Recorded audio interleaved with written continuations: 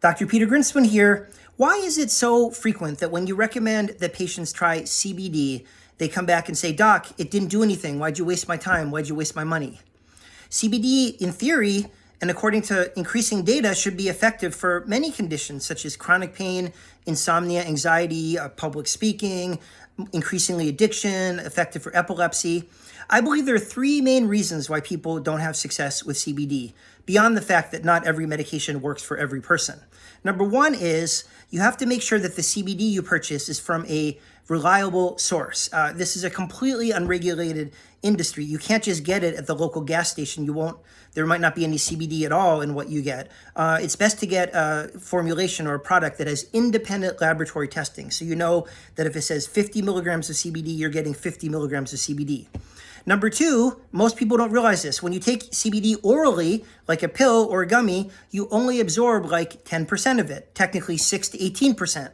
That means if you take like a 30 milligram gummy, you're only really getting about 3 milligrams of CBD, which isn't enough to help an ant with chronic pain or insomnia. So it might be more effective to use it under a tincture under the tongue that you absorb more effectively than an oral dose. The third reason that CBD might not be effective is that we use very low doses. Part of this is because CBD is so overpriced and expensive, people have trouble affording it. But the fact is, for many of the animal studies on insomnia, on pain, the doses were 20 to 30 milligrams per kilogram, which means in humans, the dose would be like 1,000, 1,500, 2,000. Now, we don't often use doses that high in humans, but the fact is, if you buy a 30 milligram gummy at the store and you're only absorbing 10% of it, that's like 3 milligrams. The dose often needs to be in the 50, 100, 200, 400 range. And in fact is in many of the studies that you use, that you look at to see if CBD is effective. So I think we're underdosing a lot of the time. It just doesn't do the trick if you take a 30 milligram gummy. Now, keep in mind that as we do go up on the doses of CBD from the 50 milligram range to the 100, 200, 400 range, you do have to be careful about two things. One is you have to keep an eye on liver